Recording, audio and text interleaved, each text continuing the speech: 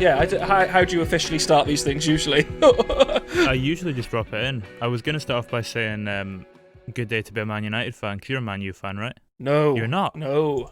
Where did you get that from? I thought, were you not at the Man U Awards one year or something? No, I went there, a band I was working with, I was playing some session for them while I was working on their record. They asked if I'd play some like keys a session, and they played. They were asked to perform at the UNICEF gala, like a ball type of situation. So we performed there. Yeah. So no, unless you were hoping that you were having a completely different guest today.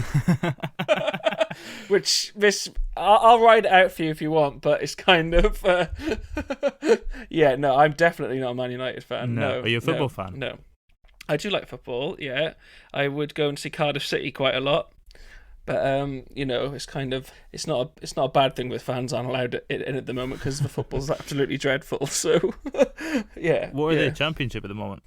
Yeah, Championship. Yeah, you kind of had a good few years though, didn't you? When you got up to the Prem, you had a new chairman for a while, Malky Mackay as well. Yeah. His tenure didn't end in the best way. No, I suppose not. Actually, yeah. Yeah, and and then we got relegated straight. Yeah, that season. And then we managed to get back up with Neil Warnock, and then relegated again that season as well. So we flip. I think that we like the parachute payments. I think you're a big Seinfeld fan as well, though. I do like Seinfeld. Spot on that, yeah. Where have you got all this information from?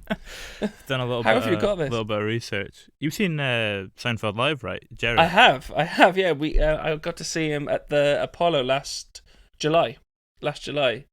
It was really good. Yeah, it was great actually. It was it's strange because in my head he's still Seinfeld from the 90s. Whenever I hear, but he's in terms of like the show. But no, it was great. It was a really good set, to be fair, and it's the same set that's on his Netflix special now, like on the last one that went on Netflix. But yeah, he's like, and the comedians in cars getting coffee. That's a great show as well. I do like about that.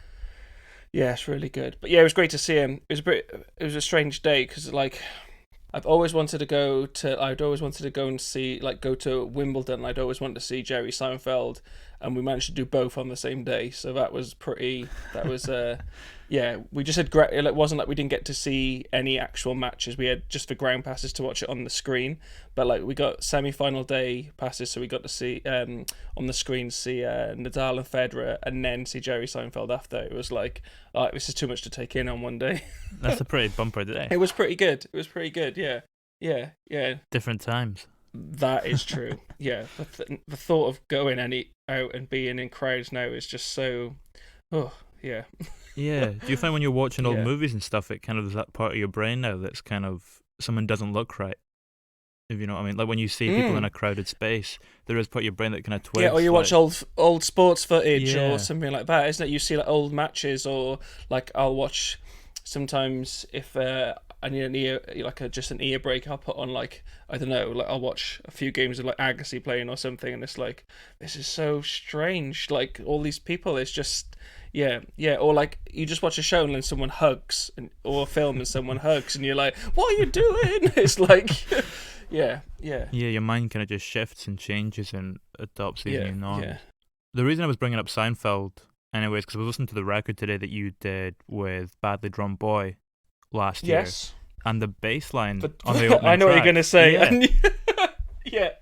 It's kind of like the Seinfeld bass line on a Sugar Rush, with just a lot more kind of energy fizzing about it. Yeah, and that's kind of how I try and, live my life. A caffeine, a caffeine rush maybe rather than sugar rush. But yes, that there is a link there, I guess. Dan, who played that bass part, incredible bass player, incredible musician, or like overall musician. We had the groove idea for it, and Damon had written a bass line idea for it, and then we sent it to Dan and said, do you? And then that's where he came back with that, that fill that I think you're referencing. Yeah, it's a pretty good analogy for the record as well, kind of as a whole. Like the whole thing's kind of brimming with the same colour and the same kind of excitable energy that comes through in that bass line. Was that something that was kind of mirrored in the process behind the crafting of it? That's an interesting way. Yeah, that's interesting. I think so. I came into that record. Damon had done a few sessions with other people before a good few years ago, had started the process of making that album, and like for a variety of reasons, he had kind of paused it at different stages, and then I got introduced to him, saying, because there was a few songs that like had a lot of work done to them, a few songs which were still very bare bones, and it was kind of, he was looking for someone who could like take all the different where they all were at different progress, with their progress, and help get them finished. So my thing with that was how I could, because he had been sitting on some of them for like recorded versions of them for like 7 years maybe, and so it was trying how to kind of and at that point you kind of, if you've lived with something for that long, it could feel essentially done even though it's not finished, so it was kind of, it's like that DIY job or something that if you leave off for too long you're just never going to do it. So so it was kind of how I could kind of, I guess, bring a fresh energy into that and it not feel like a daunting task to because sometimes if you unpick these things you find other things you need to work on, and then it can turn into it feel like a mammoth task. But the whole point was for it not to feel like that, to feel like to feel exciting to do it, and it feel like not like a big job essentially. When you first heard those songs, could you see things that kind of joined them all together for you and kind of linked them despite the fact they were all at such various stages of completion? His voice and the great songs, of what he just, the moments of his songwriting that, this is so brilliant. So that was kind of, although we've tried to do lots of different sonic things on that record, there is, there's the thread of him and his journey. So it was more about that and helping him find, the sonic palette to help translate the story he was trying to tell. Were you looking at his back catalogue in regards to that then? Because like what you're saying there, it does feel like a record that, whilst looking forward and kind of has these fresh elements to it, it's something that's kind of taking in influence from stuff that he's done before as well, and kind of summarising that and then moving forward too. Yeah, because I think that was a big thing, because like, he's got such an amazing body of work, and not to like try and not fall into the trap of like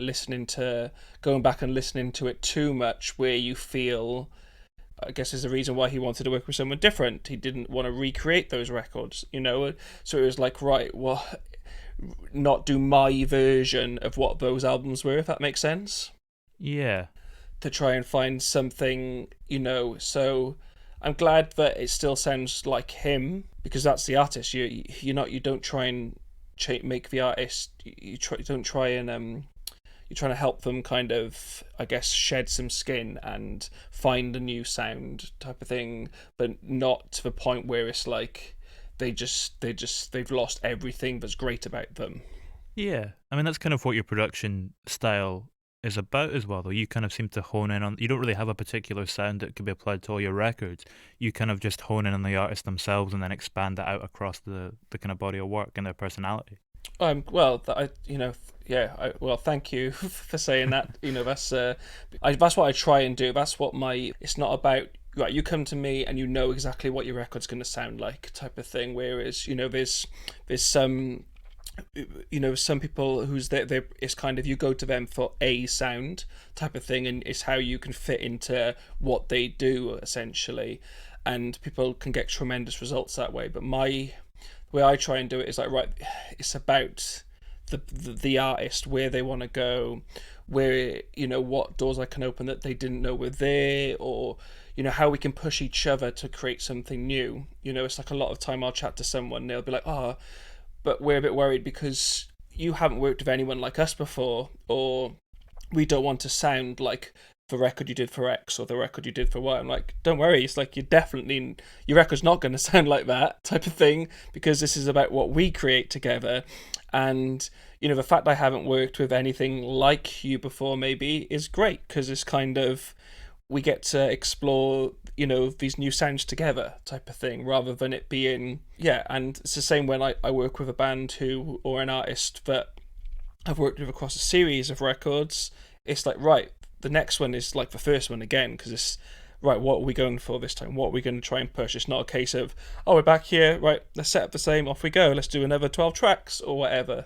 So I appreciate that, that that's kind of comes through type of thing. And yeah, I mean, Jaws is a great example of that, what you're saying there. If you compare their second and third records, they're completely different. At least in terms of the soundscape of them, you've kind of got one that almost feels like it's at kind of evening, the second one, and the third one's a nighttime record, really.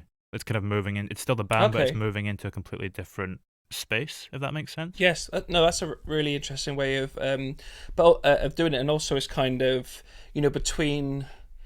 It's like the thing we were saying earlier in terms of almost like the cycle of things. It's like you'll make a record with them, then they'll go away for like 2 years sometimes performing that, writing, finding even a new sound of how they perform those songs that you've captured. Because making a record is like you're capturing a moment of that time type of thing. It's like we could go back, and even if we were to make that same record again in terms of those same songs, it would sound completely different, because their ears, their tastes would have changed as well. How they play things would have changed. This kind of even instrument choices may have changed, and it's like a reflection of that person at that time.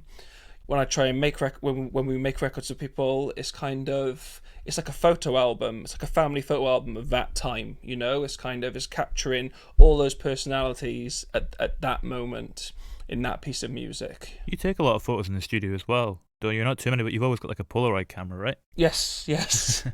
Yeah, I try to. Yeah, it's just a nice thing to kind of document it visually as well as sonically. Where do you keep all of them? I keep all them in a book. I've got them all in a book. So so each session will have a page of those artists, from that session. So I keep them all together, and any little scraps of notes or things like that together. Was that something you did from pretty early on in your kind of career? I think it's just evolved from kind of being just a fan. It's like I always say to everyone, it's like, when I'm working with people, it's that I'm just like the biggest music fan in the room in terms of what excites me in the sound, what excites me about the song, what I want to hear more of, what is kind of tuning me out a bit, and it's kind of, I had posters on the wall. I've still got, now they're in frames to make you look yourself a little bit more grown up, but still the same, all the tickets on the, on the notice board type of thing, mementos. Still, I've got plectrums that were thrown out when on stage when you're younger, like Deftones plectrums or whatever and stuff like that. And it's kind of, I think it's just that fan mentality.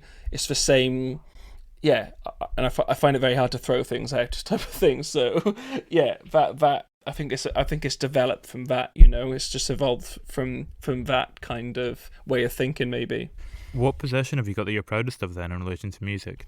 Probably the word of the Deftones plectrum. It was the summer after White Pony came out and they played Reading Festival, and it was my first Reading Festival, and I stayed on the as soon as the gates opened, I ran to the front. I was on the front of the barrier all day waiting for them to play right in front of them, and like I've still got the program from that year, and I look back now and it's like I missed Elliott Smith. Which is man, he's one of my all-time great. There, man. So like I missed Elliott Smith, but it's kind of but I did get a Deftones plectrum. So that was a great one. How old were you at that point? I just turned 16. No, I just turned 15. I just turned 15. Man, that's young. Yeah. It's bonkers now thinking, it's like my daughter's just turned 10, and to think in 5 years' time she would be going off to a festival like that. It's like, terrifying. Have you started showing her music yet? Have you kind of recommended some stuff to her and introduced her to some of your favourites? Yeah. She's she's got opinions as well, type of thing, which is great. And she always shows an interest in what I'm working on and asks questions. And a lot of people come to stay with us to work at the studio setup I've got here. Like, so artists come and stay, and they'll be here for, they can be here for a good amount of time. So we eat together every night. We make sure we have a dinner together. So she, she's around a lot of it, type of thing. It's just, it's kind of, it's just what my dad does, type of thing. It's like, it becomes normalized. Exactly. Yeah. It's just normal. And she, she likes to play. She likes to write songs. So it's just what she's been brought up with. Is that the coal shed you were speaking about earlier as well, when you're saying artists come and stay? So that was we've just moved now. So we were just outside of Newport in a place called Pontypool, and we had a little I had converted the coal shed into a studio when we moved in, and then that's what gave me the space to kind of develop it was essentially a space for me to write songs for myself when I was like still like an artist, still touring and playing, and then it just developed into I started recording other people more than myself, and then it grew from there really. But we've just moved to West Wales now to have just a little bit more space so artists can come and stay, and we've got a bit more space to record in. How are you finding it? The kind of changing environment in terms of like the impact it's had upon your creativity? Oh, it's lovely. Yeah, it's a lot. So it's like, there's more fields. There's like horses in the field behind us. It's really nice. I'm used to kind of going to like different studios that are kind of out of the way to make records and work with people anyway. It's like whether it would be in Rockfield or Mono Valley or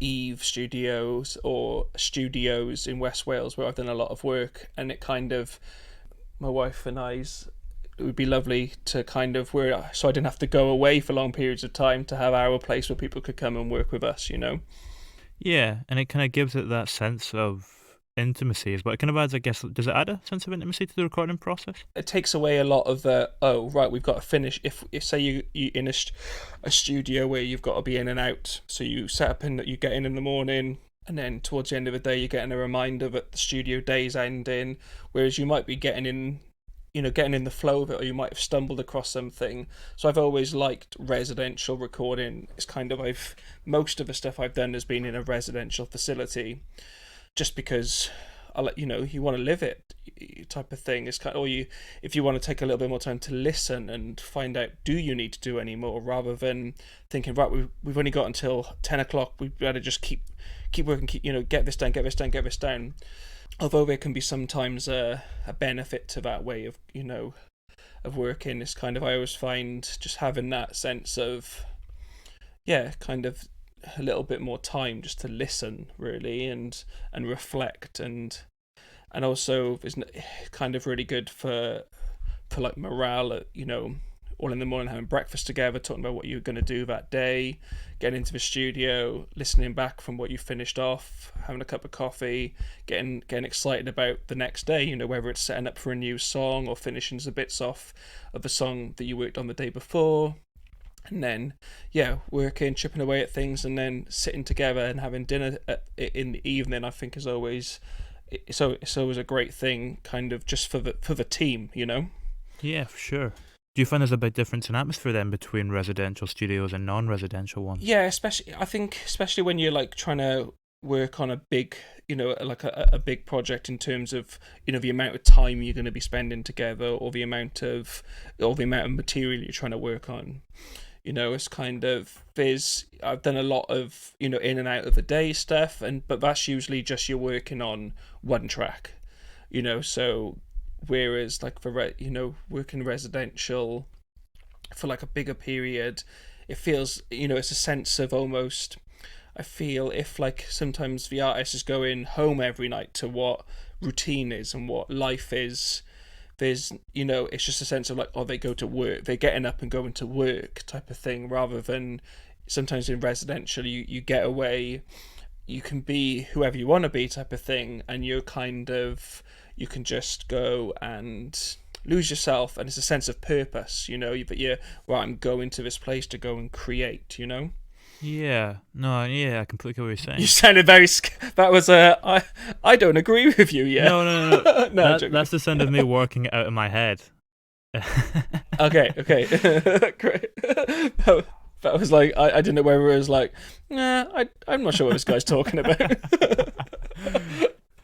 Where was the Jaws record done then? Because that was done like a stupidly quick amount of time as well, wasn't it? Both of them were done pretty quick. Just it's just what we had to work with, really, in terms of what availability, etc. So the second record, the first one I did with them, but their second record we did in a great place called Vale Studio, which is like Worcestershire way. It's a lovely place type of thing. Chris and Moira, who run it, really great. And I think we had 10 days to do 10 songs. So every day it was a song a day, pretty much, type of thing. It was like, get up, deal with any arrangement stuff first thing, start getting live jams down to get the drums, and then overdubbing guitars, vocals. We'd finish vocals, have some dinner, and then whether that was 10, 11, and then it was staying up, finishing it, like adding any keyboards we want to, any synths, any extra guitars, any extra BVs. So it was pretty much like a 10 a.m. to 4 a.m. every day for 10 days. Ooh, that's intense. Yeah, it was intense. It was pretty, but we're really pleased with how that one came out.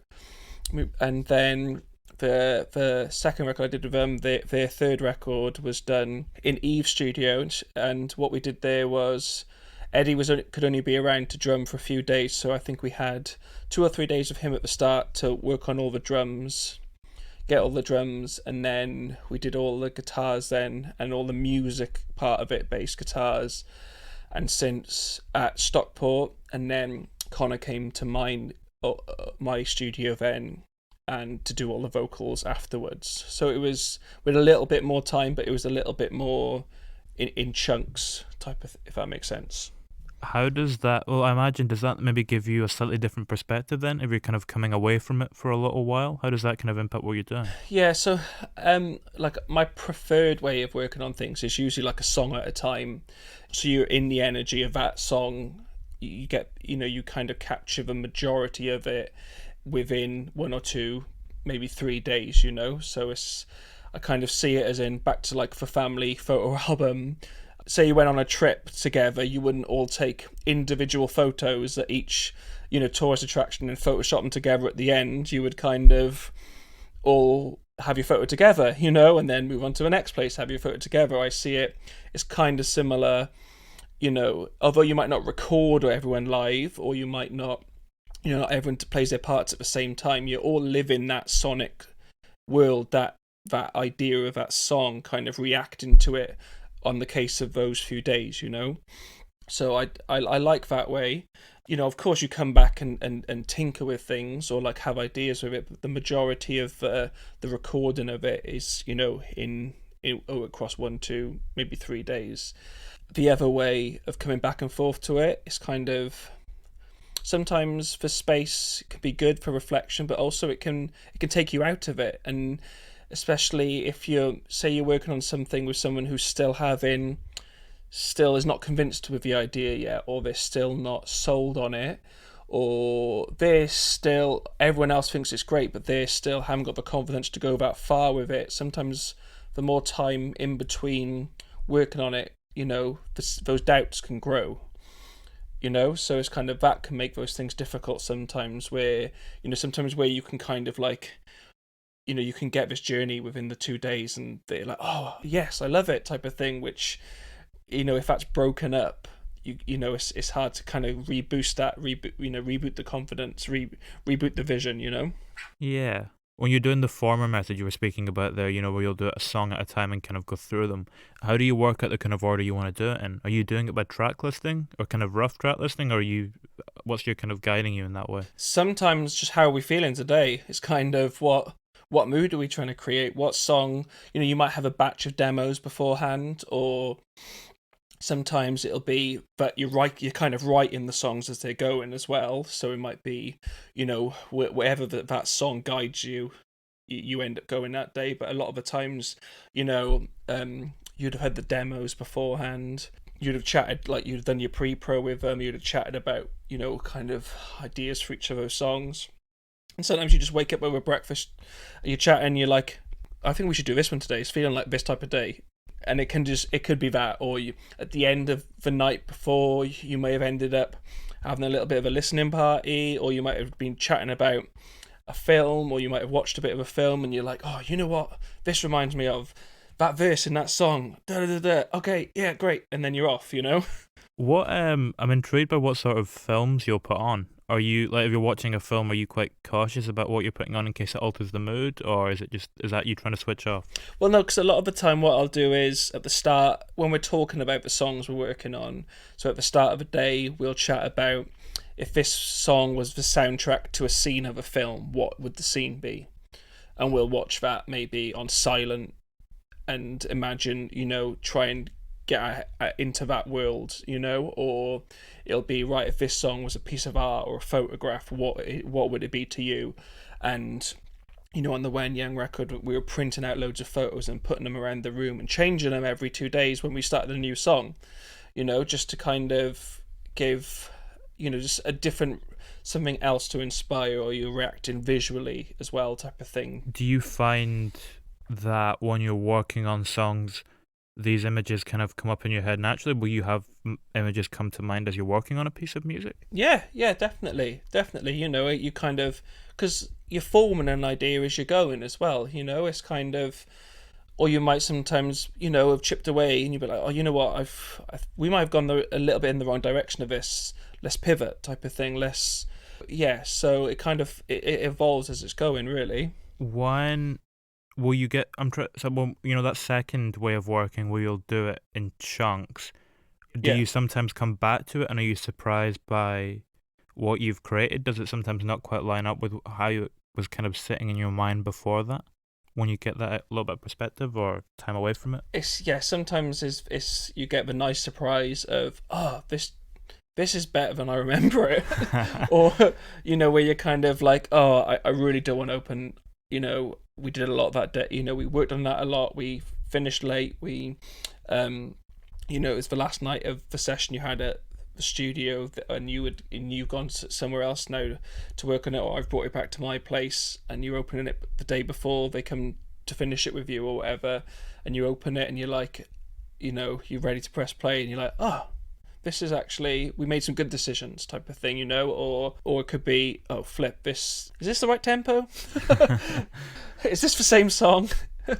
How much sugar and caffeine did we have that day? No, so fresh ears can be a good thing, definitely a good thing to kind of help you kind of take stock of where you were with it, and either, right, actually we've done a lot more to this than we need, than I remember, or it's in a better place than I kind of recall, type of thing. What it sounds like in my head is kind of, it's moved along a lot further than that. So, or it could be a case of pressing play and being like, well, we've got a lot of work to still do to this, which is, and it's it's kind of, it's fine. It's just, it's how you react to it that day. When it comes to, sorry, I know we're kind of jumping around the two styles of working a little bit. It's fine. When it comes, it's interesting that it's always interesting what you found interesting to talk about, type of thing, in it, or what it's just, to me, it's just how I do things, I'm intrigued by the type of process where you'll do the songs like one each day. Have you noticed any patterns kind of emerging in terms of like when maybe the emotional high points will come in those run of days, or when the album closes or album openers come in that run of days, in the ordering of when you do the song? There's no rhyme or reason to it, really, in terms of that. It's kind of, sometimes you will just get a sense of like, oh, this energy, this moment needs to be, before this track or after this track, or sometimes you'll just kind of have this understanding that you're like, oh, this feels like the closer of the record, or you would have maybe already decided before, it's like, oh, this is how we want to close it, this is how the last thing we want people to hear from this record, or this is the first, if this is the first thing people are going to hear after we've been away for X amount of time, this is the sound I want them to hear, this is the statement we want to make, and then sometimes you serve that song rather than what is going to be across, you serve what's best of that song, and then it's like, right, where does this fit in the scheme of the body of work we're working on? In terms of the actual You mean like the highs and lows of working on on one specific song, or I was more meaning like the record as a as whole. a Yeah, like if you yeah, think about okay. something like the second Jaws record, you've got that song 17, like kind of a really vulnerable Mhm. emotional high point. Yes. Or I Just Wish You Happiness on the Badly Drawn Boy record. Yeah. You know those kind of emotional charged moments that are quite vulnerable and poignant. Yes. Yeah. Again, it's setting the scene. It's kind of, you're making sure that the people, or the person you're working with is ready to give that as well. Something, but ready to give that personal story, or that personal feeling, or kind of make them feel, because it's such a balancing act of, you want it to sound vulnerable, you want it to sound open, but you don't want them to feel so vulnerable that they won't give it, give that feeling across. If there's too much confidence there, then it's not going to sound genuinely, genuine to the emotion you're trying to evoke. But then if it's too far, sometimes you have to, it's just how you kind of step by step get that feeling out of them, get the confidence out of them. It's just setting the scene, like nurturing the mood for that track. Sometimes it's kind of like getting vocals down, for example, and getting enough out, and then almost to the point where they don't even know that they've been recording the vocal, type of thing, where they've just been, let's just set up, let's just get a few down, let's just see how it is, and then we can work out what we're going to do with it, almost. And then it's like, well, it's great, actually, I've got it now, I've done. They're like, oh, what? I've done the vocal.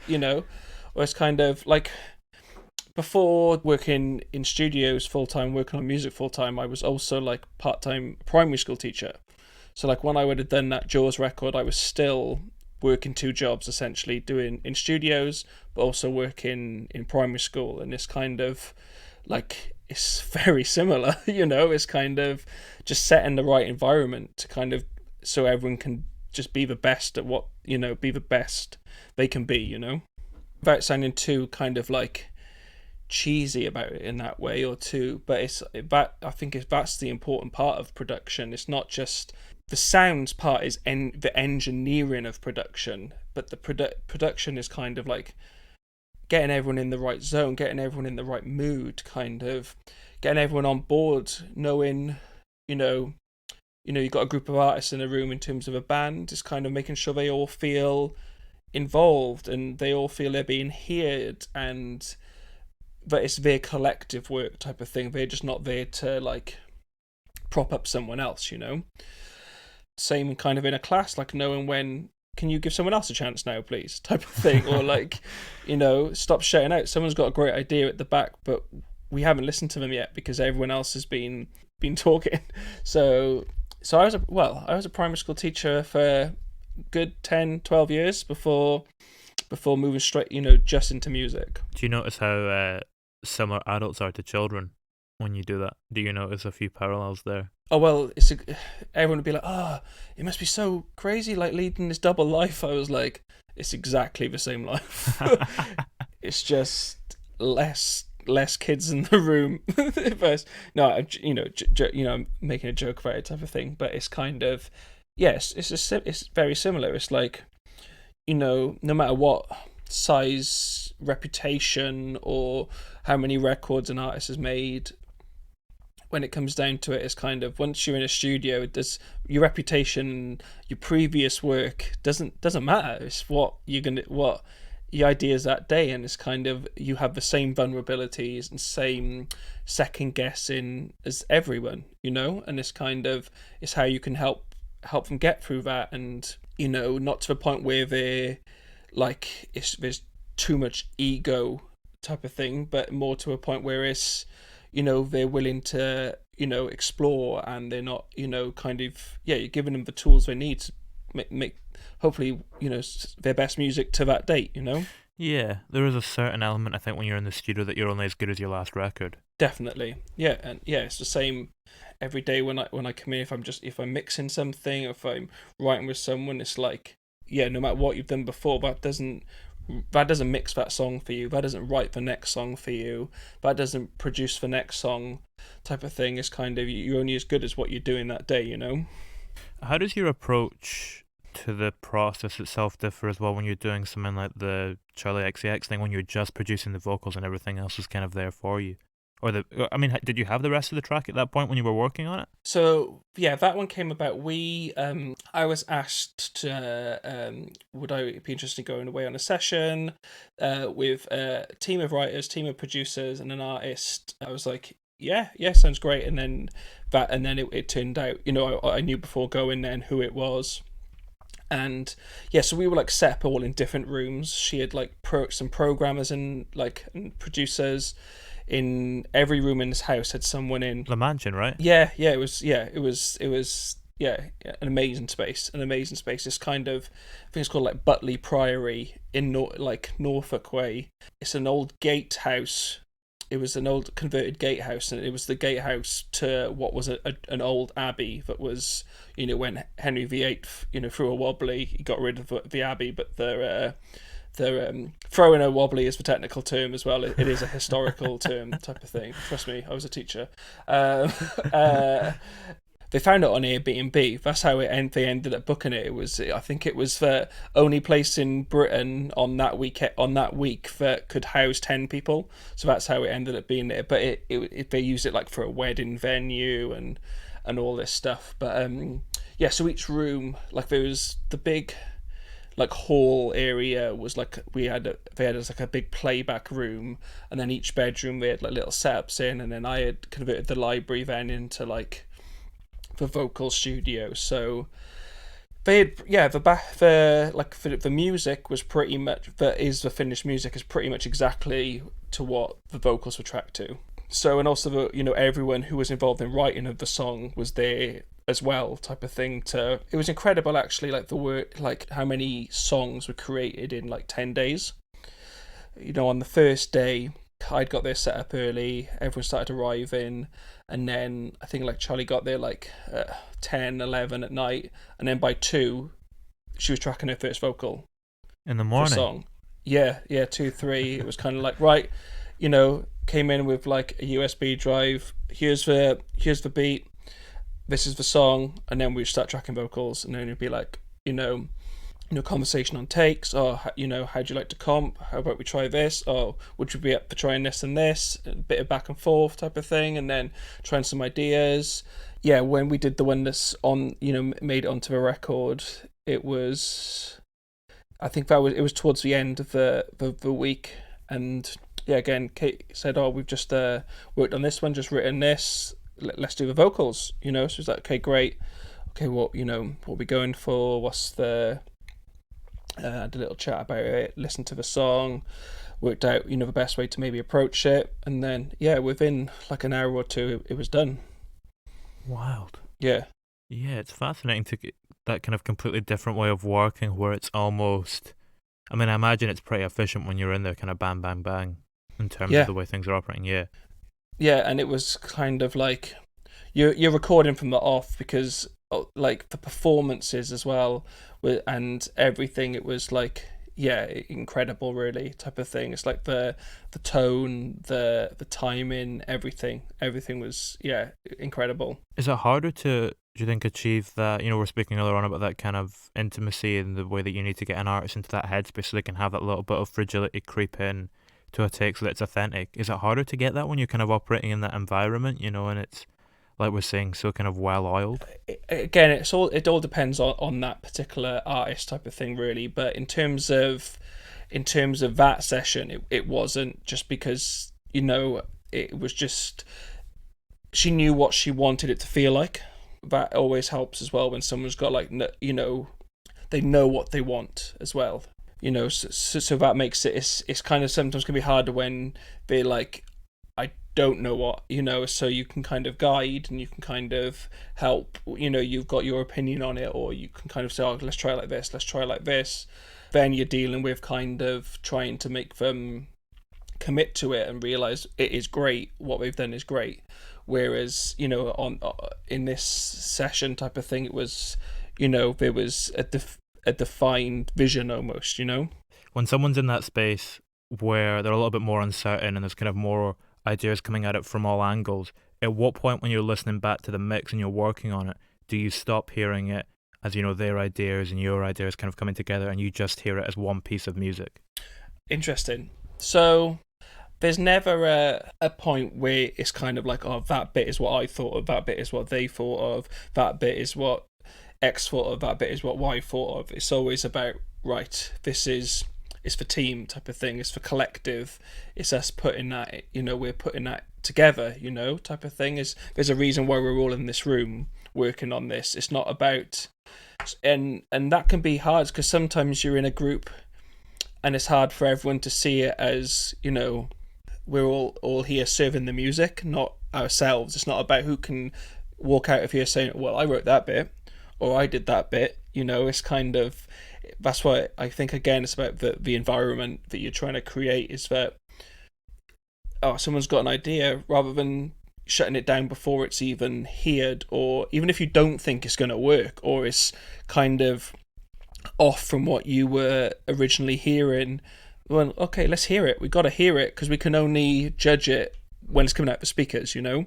Is that the same with writing sessions as well? When you kind of hear a finished song that's come from one of them that you've been doing a chorus on? Right, yeah. So, yes, same. It's kind of, with writing sessions, like, a lot of the time is, you know, I've been on sessions where you've got like a lot of writers in a room and it can get a bit hectic and it can get a bit, whoever is kind of shouting the loudest their idea maybe, or whoever keeps hammering the same idea, you know. But a lot of writing sessions I do like one to one, or one, and like there'll be like one or two members of a band there, or so it's a lot more focused and a lot more, you know, you're kind of starting with what you're trying to say, what story are you trying to tell, or what feeling are you trying to talk about, or what situation are we trying to talk about, type of thing. And it's right, what best serves that, rather than who comes up with the most ideas, you know. And so yeah, again, it'd be like, oh, let's hear how that line would sound after this, or let's hear what, okay, or maybe actually, you know, that's a great idea, let's use that in the next verse, or yeah. So it's about you listening and giving everyone's idea a chance, you know. When you're writing, do you know when something's coming out, if it's going to be a verse or it's going to be a chorus or it's going to be a bridge, or at what point does that kind of the structuring of it enter the process? At different times, really, all at different times. Like a lot of the time I try to work a lot of we'll try and talk about lyrics before we even deal with like the melodies.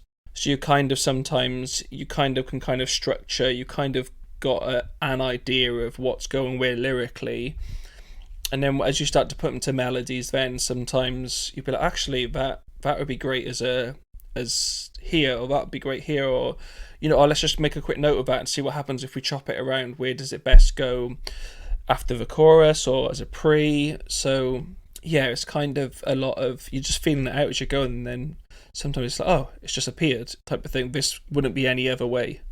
It kind of comes back to that idea of it being an organic thing as well. And Yeah. Definitely. Does it ever feel like when you're writing a song then that it's a puzzle that's already there and you're kind of just putting the pieces in place and it already exists? Yeah, sometimes you're like, I hope we haven't just ripped off something else, because this sounds like it's been in the ether for ages, type of thing. It's like, my management was started by someone called, like, along with Tim Perry, Jazz Summers, who passed away a few years ago, unfortunately. But in his book, he talks about how the songs already exist. It's just that you have to be ready to like let them into the world, type of thing. And like he says, to let them through. And it's kind of, it was the great way of putting it. You know, it's in his book as well. It's brilliant. Where the artists at the start, they're like so ready to like just let all these songs through, but and then then other things start to get in the way of like letting them through, whether it be ego or self-doubt or other things, you know, like, you know, chemicals maybe, or, you know, and it just starts blocking them, or they think that they're the reason the songs exist, you know. So it's kind of I always think of that as, you know, it's always an interesting way of thinking of it, and a poetic way maybe. Fascinating. Does that when you're in the studio then and you're producing something, if an idea comes to you, do you kind of have to get it down as quickly as you can, or do you think it through in your mind for a little bit before you commit it? I know sometimes, yeah, it's just kind of like you're trying to capture moments type of thing. It's, sometimes sometimes a day can feel like you're just almost going through the motions a little bit, or you're just getting jobs done. But then every now and then, like a sound will be found or a part, and it just like, it sets the day alight, and then it's like, right, okay, let's ride this wave now type of thing. It's like, dinner's ready, it doesn't matter, we've just got to keep going type of thing. It's kind of, mining for gold or for oil, and then it's kind of when you find it, it's like, right, we're in. I wanted to we were speaking earlier on about both sides of your process, whether it be you're working from song a day, going the whole way through without stopping. Sometimes you maybe take a few days break or whatever, or a few weeks, and you come back to it. Is it different working on songs when you're further along in the process and you're maybe kind of towards the end of it and you have a clear idea of how the record is taking shape and the soundscape of it and stuff? Yeah, definitely. So you're kind of at the start of making a record with someone, you're kind of pushing, but you haven't got, that rapport in the room yet, maybe, or you're kind of still seeing, right, you're pushing, but you don't, you're trying to work out everyone, or they're trying to work you out as well, type of thing. And, and then as you get further in, you feel the confidence growing, or you kind of think, you might go back and think, oh, actually, you know what, we've kind of, like, for example, on this When Young record, they were like, there were things that they definitely didn't want the record to sound like, and they were ideas of what it could sound like. And so we started off with we did like a test track together, and then a few days later we came back to work on a few more, and we were doing it in chunks. They were going away, writing a few ideas, honing in a few ideas, and then coming back and working on them.